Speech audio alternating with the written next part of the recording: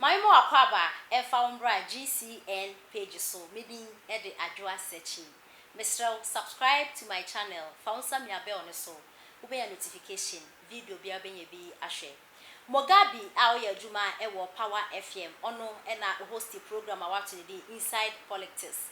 Na Mugabe ni buefu ake kanadwen di akere NDC MPs ni bi anya asempetwa akra. Mugabe ake kanadwen na Mugabe ekere se NDC MPs ni bi kenda be strike yomo. Ena fenso omo yerenom ena omo mba. Nyankopon betu omo kapapa omo bebre ankasa. De entia Mugabe eka se nyane so kire se NDC MPs ni bi eye sell out. Omo ni suban. Omo ayo omo adwen se omo planning na omo de etia eye omanpani dada John Dramani Mahama e wo 2024 ye de ye ni ye ba beto abe. Nenso nya de omo susu na bebe. Agenda na omo ye ni nya de bebe minde abemu ochina. Na eno ena Mugabe ni buefo wake kanadwe de akire omo papa. Na adofo ye ni se Mugabe eye NDC ni a o chese party ni da na koma so. NDC party na sem ni papa nti se nyemba bi ekoso o party ni mu na senya esese oka. Na de ntia Mugabe eka sei na emu enchiremu ni. Enano ena vetting committee for omo eye ministers a omo ne his excellency na nado danko ekufuado eba be adwuma no omo ye omo vetting. Na vetting ni mu ena Ghana fu bi esususi anase NDC fu ni bi eka se enkrofo 1 2 3 4 bi wo ho a ensese omo ye ministers anase omo feka se omo benya position bia. Na adofo vetting ni mu ena NDC for eka se omo ye example bi te se ye honorable Hawakumsi. Enano 2020 abaya yatu okotutu e wone mpeso aso. Enti honorable Hawakumsi de ensese oye minister. Ena fenso omo ye vetting no omo bisa ne se undefined ye fish farming wehu na beye nsem bebre wa Ghana ha na Ghana fo kanya se honorable Hawakumsi abo na de ade a. Na ne NDC fo aso ni kan se adenti na se NDC MPs ni bi eto aba ede e ma honorable Hawakumsi. Ena fenso enkrofo bi omo susu se omo anya de omo ka ho a afeveti no kwa wie ya se enkrofo na omo anwi ni na omo enya position anasa omo ba be ministers e wo omaimo na no ena Mugabe ekire se Parliament House ho minority for omo ho ye ndisi for omo ye 137 ena majority for so ye 137 plus 1 independent nti akoka ho na ye 138. Na 138 no kra no hwe nkrofo eto aba ede ema honorable Hawakumsi nkrofo 161 eno moto aba ede ema no na kire se NDC fu ni bi no omo mpe omanpani dada John Dramani Mahama na se nti omo adwen so omo bekọ atia no na eba ne sen ena eye majority for omo ye yemfa ne se 138 na minority so ye 137 na enipa 161 eto aba ede ema honorable Hawakumsi anyhow as it say na chese nipa 20 something NDC MPs ni bi 20 something ene to aba ede ema honorable Hawakumsi na chese NDC MPs ni bi mo pene so say na no eye honorable etu no okoto woni peso aso no right enye sa na chese NDC MPs no mo ye nipa bone for papa nipa 20 something etu ma ato aba ede ama eye honorable Hawakumsi bia ene na Mugabe chese de ebe mo so a tender strike mo na afenso mo abusuafo mo re no na momba omo mbre papa na nna mpese me kache Mugabe se wenu enye news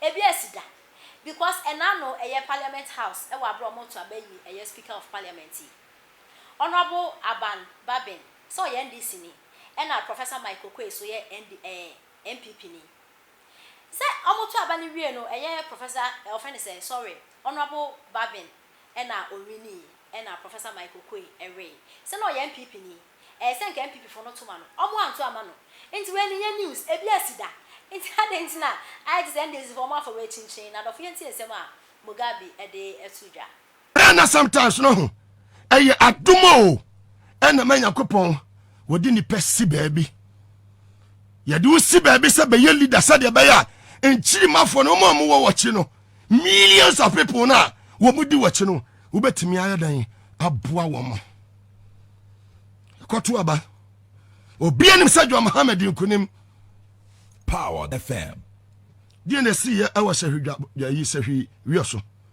die na si ye otakwanso ayim wuti kinkikikikini nyina na etachema saf awia ketekete ne yeboni pamatuo ti wanya badaye yesen dura amna sebeja fie ho NDC fo mbra sebeja fo no 12 na anya den anko ti eden na bibi fo ni na ko ye na NDC fo ni bi anko covid na NDC fo anko na achi wo mo na so obi anu wo covid ya che no no ye oba wo betra so ma mo vete no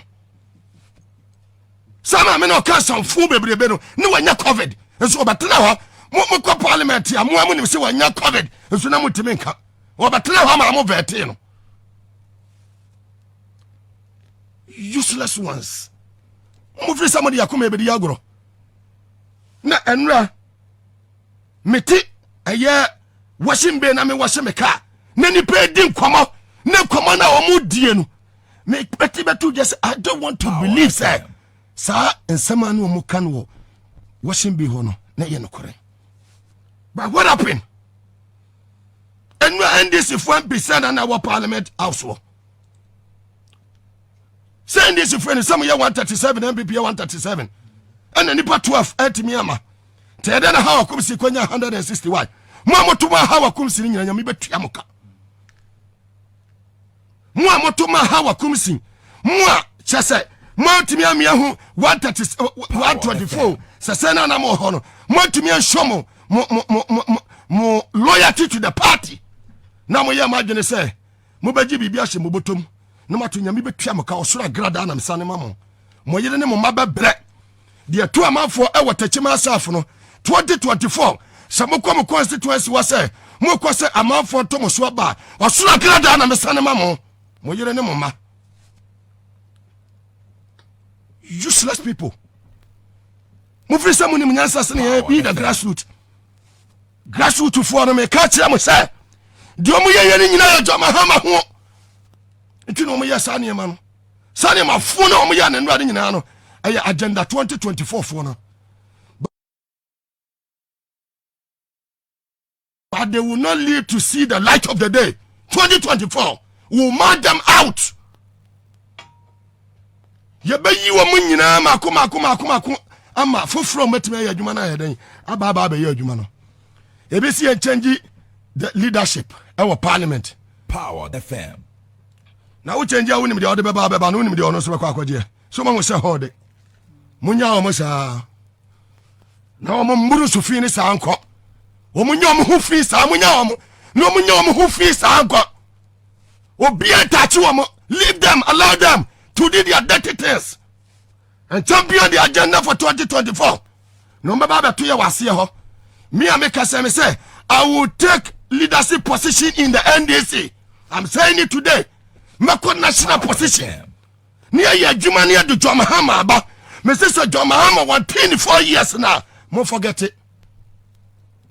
Mo amuti to kurema mudi kwama say. Mo ba run the party no from parliament no. Sansa mo komana mudi ni nyina no. Ye bi and na mframa yaso ate. You run the party from parliament. Yaso ayadan ate. We are not fools. Abusiafo mo hiri o made sia e watachima asafo no wo mo nya kwasiafo. Power FM. The power belongs to the masses, the grassroots. Probability and accountability in a way. Social justice. NDC. Pa enye. Diana tu Spia Gabra. Diana tu aya honorable Victor Smith. Moyura fi. Andrea moyura fi. Tia mo pre positions nyina no na mo nim de mo pasa mo de ye na ko ase akwa campaign Mugabe me sema dajia na me kotena Kumase na me life my life was in danger na ma kotena Asanwase hwe ba bia me kotena yo Asanwase na me ya live broadcast e ba kra the whole Ghana ni obi etie tia na me ya sa de no kura no wo nwene se eyi ti Mugabe kura yi inti ne life te saying what you say Power FM. ni ya say ya daji wo hene babu amabani ya wajane yere ne mba be sia e won kra ha no wa ya kodam ye wie kura ne ye pe ba bia didi a enya asafo agei Mrs Norman chama obimpe chama nana kwasi ana aloke Sani pa ya mi bo mu din Alhaji Sani. NDC executives amowo Ashanti region. Muntie di ni ye. Chairman obi mpe. Mini ya aloke. Mrs. Norman, aloke or preposition bia wa Ashanti region amoto manamati. Mrs. Norman. Honorable Samuel Sapon. Ambassador Ohinaji Kum. No timi sorry wo yare. Na so no pa bi obafa fon afre obi san say me ba. Me ho te say. My Ophelia, former Ashanti Regional School Feeding Coordinator. Ami Shiramo. Chama Mustafa Swami Magazine, Master Ziko, Master Amuda.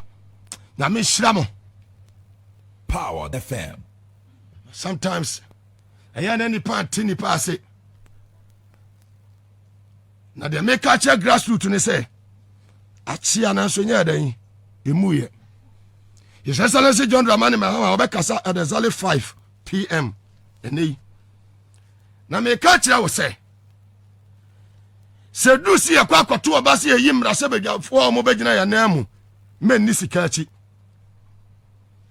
She will be a part in Dana Kumaso. Power FM. Yes, here kwato Abayi General Secretary, Chairman, Organizer.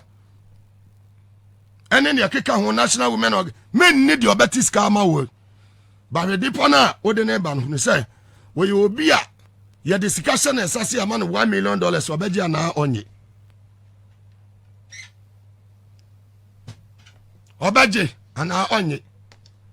Shall the same Mr. Erica Hiano? Obasori on the pa. Yeah, TVS was that money update. Babia is a celestial John the money, my because we are no one more. Who says any pan will take possession? Your money sika Obaji and now on ye. He will be there for the grassroots and now he will not be there for the grassroots. You make any for the grassroots. Ma will be a man abemunya den emu. The NDC fraternity. If there is life, there is hope. A brain in the swan you know as around. When you go for any baby when him be all you. And when any baby one in his own time. You better rescue this party. And this will not die. I'm assuring the grassroots. Say and now the OT ya ewa domlevo and ra. Sana nado a second on. The OT ya they see ewa mrasebe jefie and ra. The and now tear free Supreme Court. And your mammy and son. And my name Mugabe. And me catch you whenever you say Power FM. And me a baba so. Acha next year. You better aba. You constituency, branch, and regional, and what national executives. And me no sooner as I walk out to aba, you will be say, "Woni ma." Sheni pano ne nim na hand surubesi form. National nasi. And sheni a woni biyo. Nebi sa ho say. Ti Mugabe kura me to aba ma na obewo ha amayana. Power FM. Me to aba ma me sa Erica Yanya obewo ha amayana.